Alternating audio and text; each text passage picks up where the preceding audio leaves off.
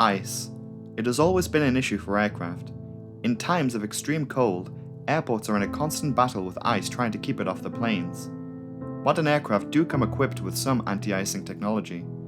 One incident which really highlighted the danger of ice on an aircraft was that of Air Florida Flight 90. Flight 90 was a fatal accident that occurred right in the center of Washington, D.C. It was a result of a combination of pilot error and extreme winter weather. The Boeing 737 had taken off without the necessary de-icing needed, which had disrupted the aircraft's lifting force alongside the pilots not enabling the onboard anti-ice system. The pilots could not keep control of their plane as it failed to gain height. Air Florida Flight 90 came down into the frozen Potomac River after crashing into the 14th Street Bridge. The crash killed 74 people on board the plane as well as 4 others on the ground. In this video, we will look at the day of the accident and the details which led up to the disaster, and what lessons have been learned from Air Florida Flight 90.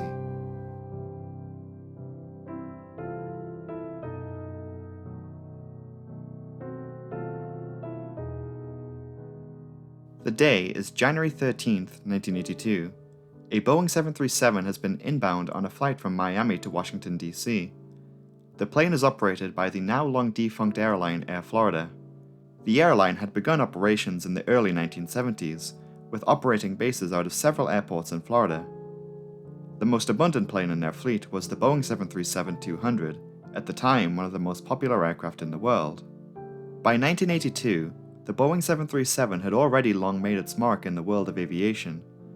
The plane is a small, narrow-body airliner, ideal for domestic operations in the United States.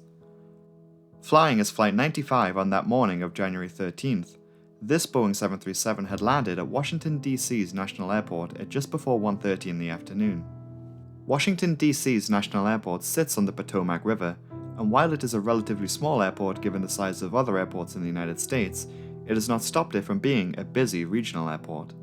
Larger international traffic at Washington, D.C. is served at Dulles Airport away from the city, while National Airport is ideal for many reasons for a lot of travelers, including its proximity to the city center and to many prime locations. The 2 members of the flight crew piloting this Boeing 737 today included Captain Larry Wheaton. At age 34, he had been a captain at Air Florida for nearly 2 years, having logged over 1,700 flight hours in the Boeing 737 aircraft. His fellow colleagues had described him as a skillful pilot with substantial knowledge in aviation. Despite this, he had a shaky record with the airline. In 1980, he was suspended for failing a Boeing 737 line check after not meeting standards in adherence to regulations and flight procedures. He was able to fly again as pilot in command once he passed the line check again in August 1980, after achieving a satisfactory grade. In 1981, Wheaton had then received an unsatisfactory grade on a proficiency check. However, in October of that year, he did pass Boeing 737 simulator training in lieu of a proficiency check and was able to keep flying. On the day of the incident, Wheaton's first officer was Roger Pettit, age 31. First Officer Pettit had been described as an outgoing person and demonstrated exceptional command of physical and mental skills, as noted in the accident report. He had also been a pilot in the US Air Force with a total of 3,300 flight hours. Captain Wheaton had flown the plane into Washington, D.C. However, as is customary in a lot of commercial operations, especially in the United States, the roles were now to be swapped, so that First Officer Pettit would now be at the controls for the next leg. Flight 90's destination out of Washington, D.C. was Fort Lauderdale via Tampa, Florida, the expected departure time of which was 2:15 p.m. The weather conditions in Washington, D.C. that day were abysmal. The fierce winter weather had been hammering the airport all morning. At times, the snowfall had subsided enough for safe aircraft operations. However, for a time between 1:38 and 2:52 in the afternoon, the airport had to be closed to allow for snow removal from the runways. As a result, Flight 90 was delayed in leaving the airport at Washington. The Boeing 737-200 is no stranger to flying through tough weather conditions, including fierce winter weather. In fact, in the modern day, the plane is a preferred aircraft of choice for some airlines in the Canadian Arctic, who continue to fly the aging airplane today despite it being antiquated by modern standards. Even though the airport was still closed, at 2 p.m., passengers had begun boarding the plane in order to prepare for the airport's reopening. 74 passengers would board the plane, including 3 infants. Captain Wheaton had told ground staff that he would like to have de-icing done on the plane at 2:30, before the airport was to reopen to allow the plane to get in line for a quick departure. The process of de-icing an aircraft is to remove and prevent for a short time the accumulation of snow and ice on an aircraft's surfaces. The de-icing agent is made of heated water mixed with glycol. It does have limitations as it is only supposed to remove snow and ice, however it cannot prevent it for a prolonged period of time. Depending on the severity of the weather conditions, higher concentrations of this fluid can be requested. The de-icing at Washington National Airport was done by American Airlines ground operations. Air Florida had a contractual agreement with American Airlines so that they provided certain ground services. Under this agreement, with these weather conditions, American Airlines ground operations should have provided covers for pitot tubes, static ports, and engine inlets. However, this practice was not done on the day of the incident. Ground crews noted that they observed up to 1.5 inches of wet snow on the aircraft before the plane was de-iced. Only a small amount of the de-icing fluid had been applied before the captain called off the operation. This was done because it had been determined that the plane would be delayed further as several planes were given priority before Flight 90, and as such the plane could not even leave the gate before another 6 planes had left ahead of them. At 2:45, Captain Wheaton had requested that de-icing be resumed on the plane. According to the ground operator who worked on the de-icing of Flight 90, the de-icing fluid was applied to the wings, fuselage, tail fin, engine cowling, and the engine pylon. The ground crew member who had started the de-icing on the plane had been referencing the American Airlines maintenance manual in order to determine the proportions of fluid needed, in conjunction with the knowledge that the outside air temperature that day was -4 degrees Celsius. While in the middle of their work, the ground crew member was relieved of duty and another member of ground staff had taken over and used different proportions of fluid on the rest of the right side of the plane. They then de-iced the plane's rudder, horizontal stabilizer, the rear fuselage, upper forward fuselage, wing section, and engines in that order. They even inspected the landing gear and engine intakes for any snow and ice buildup, however none was found. The de-icing of Flight 90 was eventually completed at 10 minutes past 3. Doors were closed at 3:15 on the Boeing 737 and the pilots began preparations for leaving the gate. Captain Wheaton had been informed that in the time between the completion of the de-icing and the closing of the doors, that a light layer of snow had started forming on the left wing by an Air Florida manager. Snow precipitation was still heavy at this point. At 3:16, the flight crew asked the tower for departure from the gate. However, the pushback tow could not properly push the plane back from the gate with a lack of traction on the snow, which is when the pilots had the idea of using the reverse thrusters to power the plane back from the gate. The ground crew member had advised the flight crew that this was against American Airlines' company policy for ground operations. Reverse thrust is normally used to help slow a plane on landing by redirecting airflow. In a historical context, it was used on the ground on occasion for ground maneuvers. Flight 90's engines were then powered on and the reverse thrusters were activated. On the Boeing 737-200, 2 large buckets mount themselves to redirect airflow in the opposite direction. Both reversers for both engines had been activated and used on idle power for up to 90 seconds. This proved to be unsuccessful and the engines were shut down.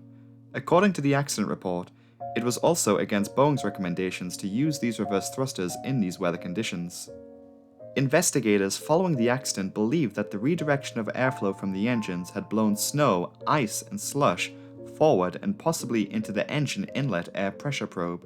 This was evident from the readings the pilots would later see from their engine instruments on takeoff. Snow had begun to accumulate on the plane again. The plane eventually left the gate at Washington, D.C. at 3:35 p.m. once a different pushback tug had been sourced. At 3:38, the after-start engine checklist was performed. This checklist includes a check for the plane's onboard anti-ice systems. The first officer had made the anti-ice call-out, to which the captain responded, "Off." The pilots had failed to engage the plane's built-in engine anti-icing. This would later help cause deceptive engine readings during the takeoff roll, as the anti-ice would have cleared the engine inlet of ice. Once the cockpit voice recorder was recovered and the tape revealed this conversation, investigators found it hard to accept that despite heavy snowfall and temperatures below freezing, that the flight crew would go through with a departure without switching on the anti-icing. During the taxi out to runway 36, which is an almost direct north-facing runway, Flight 90 was behind several other aircraft, further delaying the plane on the ground in the snowfall. There was a conversation about ice and snow on the aircraft in the cockpit at this time. First Officer Pettit commented on how it had been a while since the plane was de-iced. Both pilots can see snow on the wings from the cockpit. This conversation continued until 3:54, and the pilots did not decide to return to the apron for further de-icing. The pilots then run through the before takeoff checklist, which includes a verification of the engine pressure ratio to be at a reading of 2.04 during this takeoff. Other metrics were also set on the aircraft's instruments, including takeoff speeds on the airspeed indicator. At 3:58, Flight 90 was instructed to taxi onto runway 36 and hold position. There was also a comment by the controller to not delay departure as another aircraft was arriving on the runway and was just 2.5 miles out from touchdown. Takeoff clearance was received at 3:59 as the pilots were finishing up the before takeoff checklist. Seconds later, Captain Wheaton hands the plane over to First Officer Pettit, and the engines are then throttled up.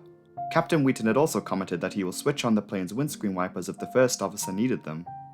The following is a reconstruction of the takeoff with the recovered cockpit voice recording. Note how the First Officer will notice that his engine readings are not correct. He would see readings that are excessively high, to which the thrust was then adjusted.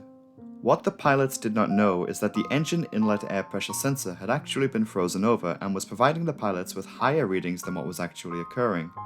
As such, the plane accelerated much more slowly and with an insufficient power setting. Snow and ice had accumulated on the wings during the extended time on the ground since the plane's last de-icing. This caused a disruption of airflow over the wings which hampered the plane's lift.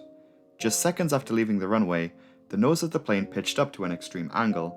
The pilots tried to correct this by adjusting the angle. The stick shaker stall warning is also audible in the cockpit, telling the pilots that they are about to drop.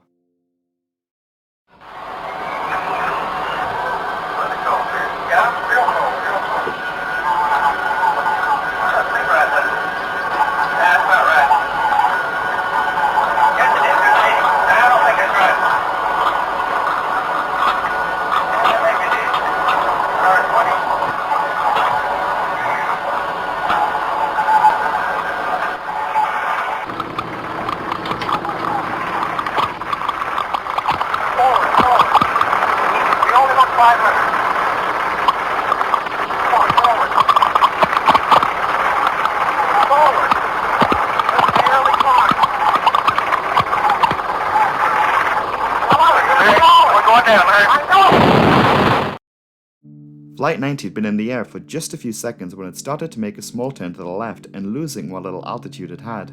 Just ahead of the plane is the highly congested 14th Street Bridge. The heavy snowfall had created heavy traffic which had crawled to a standstill. The bridge crosses the Potomac River and into the city center. At exactly 4:01 p.m., Air Florida Flight 90 crashes into the 14th Street Bridge. The plane then plunges into the frozen Potomac River, breaking through the ice. In the minutes following the crash into the river, emergency services had arrived on the site as a total of 6 passengers emerged from the plane clinging onto the wreckage in the water. Emergency services cannot reach the survivors as the frozen river had made recovery by boat very difficult. A nearby police helicopter was called to the site to help lift survivors to safety. This helicopter was not built for a rescue operation like this, and as such is relying on makeshift equipment to help those in the water. For over 20 minutes, the 6 survivors have been clinging to the plane's wreckage, uncertain whether they can be helped. The survivors were as follows. Bert Hamilton was the first person to be pulled from the icy water. Flight attendant on board, Kelly Duncan, has also survived and was the second to be lifted to safety. Joe Stiley, who was a private pilot, had been clinging to the wreckage alongside his business partner Nicky Felch. They too are also lifted out of the water after a struggle to grab a hold of the rope from the helicopter. Another surviving passenger, Priscilla Tirado, is still in the water and at this point had been in the river for over 30 minutes. By this point, her body would have been close to shutting down from extreme cold. She was unable to hold on to the lifesaver being thrown from the helicopter and had begun to drown. This was when a bystander by the name of Lenny Skutnik had leaped into the water to pull her to the shore. Priscilla Tirado survives as the last person to be rescued alive. However, she has lost her husband and infant child in the accident. The last survivor of the crash was Arlen D. Williams Jr. He sadly died in the river. He would later have one of the bridges that crosses the Potomac River at this point be named after him in his memory. By 4:35, all the survivors had been pulled from the wreckage of Flight 90. In total, 78 people were killed in the tragedy. 74 of those were inside the plane. 4 people were killed on the bridge where the plane struck. It was unclear on how many passengers survived the initial crash, as it is thought that many inside the cabin had drowned. The investigation had labeled the cause of the crash as pilot error. They had also determined that the de-icing agent used on Flight 90 was unsatisfactory, although this never explained how the same de-icing was used on several other planes that day without problems. The investigation again pointed to the pilot's actions, saying that they should have aborted the takeoff if the pilot flying was unsure of their engine readings. The investigation also made note that as the pilots were based in Florida, they therefore had limited experience flying in extreme winter weather. Recommendations were made which called for a review of de-icing measures prior to departure, highlighting the effects of ice on the engine inlet air pressure sensor. A requirement was brought in for pilots and other flight crew members to visually inspect wings in adverse winter weather, and further training of the effect of ice on sensitive aircraft parts. The disaster of Air Florida Flight 90 is often remembered as being one of the most horrific air accidents in American aviation history.